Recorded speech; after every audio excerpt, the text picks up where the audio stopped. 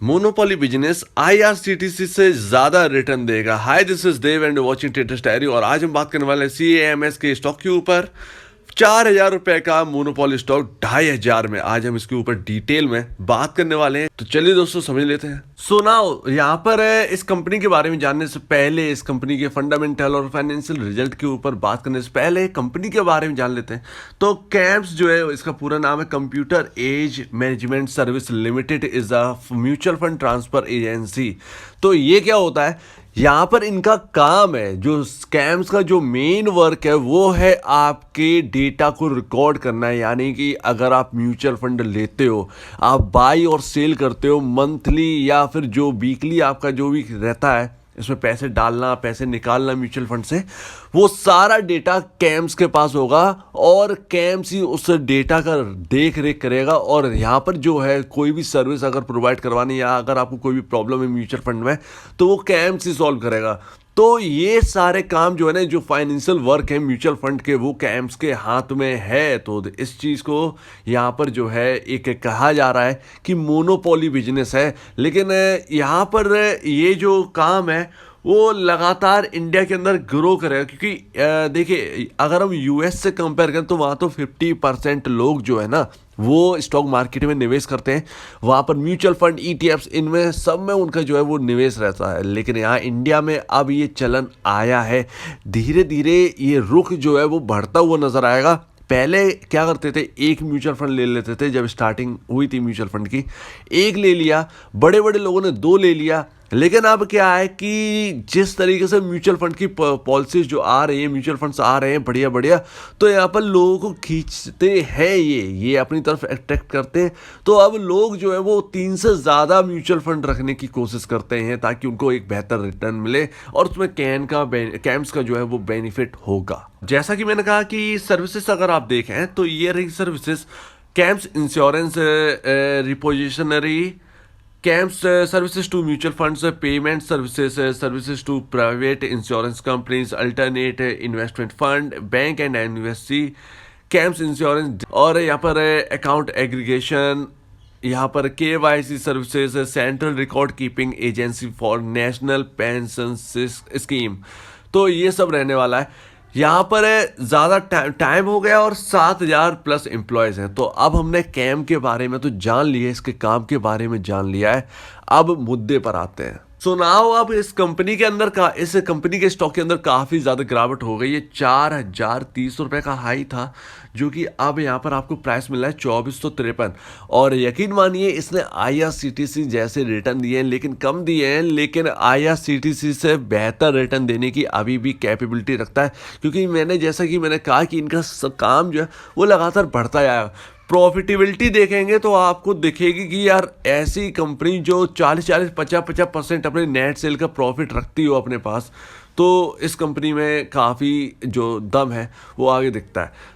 11,996 करोड़ रुपए का market cap रह गया। पूरा मोटा मोटा अगर हम 12,000 करोड़ रुपए का मार्केट कैप मान लें तो कोई गलत नहीं होगा। तो 12,000 करोड़ की मार्केट कैप वाली ये कंपनी है जो कि काम करती है इस यूनिक तरीके से। और अभी अर्निंग पर शेयर देखेंगे तो 55.87 पी रेशियो, यहाँ पर इस स्टॉक का 43.91 है। इंडस्ट्री में 7.55 है, लेकिन पता नहीं ये क्यों है। यहाँ पर एटलीस्ट 35 होना चाहिए, यहाँ पर 35 की कंपेरिजन करेंगे, यहाँ पर 43.91। तो यहाँ पर डिफरेंस निकल के आता है 8.91 का। तो 8.91 अपने इंडस्ट्री पी से जो है वो आगे चल रही है ये कंपनी। तो ज़्यादा कुछ भी महंगी नहीं है, इस चीज़ को ध्यान रखना है। फंडामेंटली यहाँ पर काफ़ी अच्छी कंपनी है, एक यूनिक कंपनी है। ऐसी मार्केट के अंदर कोई कंपनी है नहीं। इसका मतलब ये है कि एक मोनोपोली बिजनेस है और यहाँ पर ऐसी कंपनियों को ज़्यादा वैल्यू देते हैं। तो कुछ वक्त की बात है, जो गिरावट हमको दिख रही है वो गिरावट सिर्फ एक मौका है, यहाँ पर ऐसा लगता है। लेकिन अगर मूड माहौल मार्केट का कोई नहीं जानता कब बिगड़ता है कब सुधरता है, लेकिन अगर मूड माहौल बिगड़ता है मार्केट का तो इसमें यकीनन गिरावट हो सकती है। इसी में नहीं बल्कि अदर शेयर जो है उनमें भी। जल्दी से इसके फाइनेंशियल रिजल्ट देख लेते हैं 2021 दिसंबर के। तो 2021 दिसंबर में नेट सेल देखिए 237.71 करोड़ की है। अगर हम इसे कंपेयर करेंगे 2020 दिसंबर से तो 185.95 करोड़ रुपीस की नेट सेल थी, जो कि बढ़कर अब हो गई है 237.71। लगातार क्वार्टर ऑन क्वार्टर इसका बूम ही मिल रहा है इसकी नेट सेल में। और वही हाल है जैसा कि मैंने कहा कि यहाँ पर 30 से 40% अपना नेट सेल का प्रॉफिट करती है ये कंपनी। तो वही चीज़ है 2021 से दिसंबर में 77.31 करोड़ रुपीस का प्रॉफिट किया है, जो कि 2020 दिसंबर में 56.42 करोड़ रुपीस का प्रॉफिट किया था। लगातार क्वार्टर ऑन क्वार्टर इनके रिजल्ट में प्रॉफिटेबिलिटी भी बढ़ती ही जा रही है, भले ही 7-7 8-8 करोड़ की बढ़ रही हो, लेकिन बढ़ रही है, ठीक है ना। तो इस चीज़ को ध्यान रखना है कि लगातार नेट सेल और प्रॉफिटेबिलिटी बढ़ रही है। हो सकता है कि इसमें ज़्यादा तेज़ी आ गई थी, लेकिन यहाँ पर जो है फेयर थोड़ा सा महंगा का है, लेकिन मिल रहा है। लेकिन ऐसी कंपनी महंगी ही होती हैं, ध्यान रखिएगा इस चीज़ को। और इसका शेयर पैटर्न देखें तो बहुत ही बेहतरीन है। 23.75% की स्टेक है यहाँ पर जो है प्रमोटर होल्ड करते हैं। हालांकि ध्यान रखिए प्रमोटर ने स्टेक कम करी है, लेकिन बढ़ाई किसने है? FIS ने बढ़ा दी है, 26.49 से बढ़ाकर 30.43 कर दी है। और यहाँ पर DIS ने अपनी स्टेक कम करी है, तो 15.15 से घटाकर 13.25 कर दी है। रिटेल इन्वेस्टर की 2021 दिसंबर में बढ़ी है, 27.40 से बढ़ाकर 32.57। तो रिटेल इन्वेस्टर और FIS यहाँ पर दबा के यहाँ पर जो है खरीदारी करके बैठे हैं। यहाँ पर अच्छी तंगड़ी पोजीशन है, रिटेल इन्वेस्टर की तो बहुत ही तंगड़ी पोजीशन है FIS से ज़्यादा। और अब सबसे इंपॉर्टेंट है अब चार्ट। यहाँ पर मैं थोड़ी सी बात करूँगा, लेकिन यहाँ पर बहुत ही इंपॉर्टेंट है इस चीज़ को देखना कि यहाँ पर एम बन रहा है, एक एम बना है, और इसका मतलब है काफ़ी वियरिश होता है। ध्यान रखिएगा वियरिश होता है, इसका मतलब होता है डबल टॉप। ये जो टॉप जो है ना ये बन गए हैं, उसके बाद स्टॉक जो है वो नीचे आ गया। ऑब्वियस सी बात है 3130 3,000 रुपये के आसपास इसके टॉप बना और 2453 रुपये खड़ा है ये स्टॉक। तो गिरावट मोटा मोटा हो चुकी है ऑलरेडी। 4000 से 453 रुपीज़ का रह गया है ये शेयर। तो लेकिन यहाँ पर इस चार्ट में डबल टॉप के बाद जो है ना डबल यहाँ पर जो है डब्लू भी बना है। आपको ये डब्लू दिख रहा होगा, इसका मतलब होता है डबल बॉटम।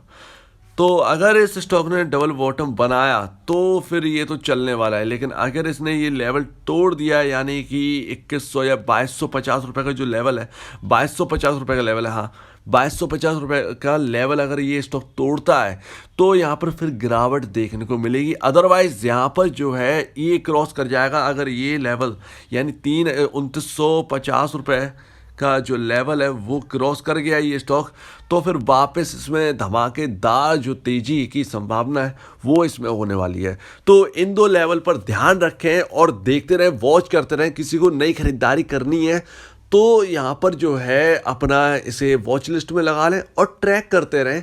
और जब मौका मिले इसमें गिरावट अगर कोई दिखती है तो आप यहाँ पर जो है अगर इंटरेस्टेड है तो आप खरीद के रख सकते हैं। बाकी माफ़ कीजिएगा, ये जो स्टॉक है वो बहुत अच्छा है। तो अगर आपको इस वीडियो में कोई भी प्रॉब्लम, कुछ पूछना है, कुछ बताना है, कुछ कहना है तो प्लीज़ कमेंट सेक्शन में कहिएगा। और अब दीजिए मुझे इजाज़त। वीडियो देखने के लिए बहुत बहुत धन्यवाद दोस्तों।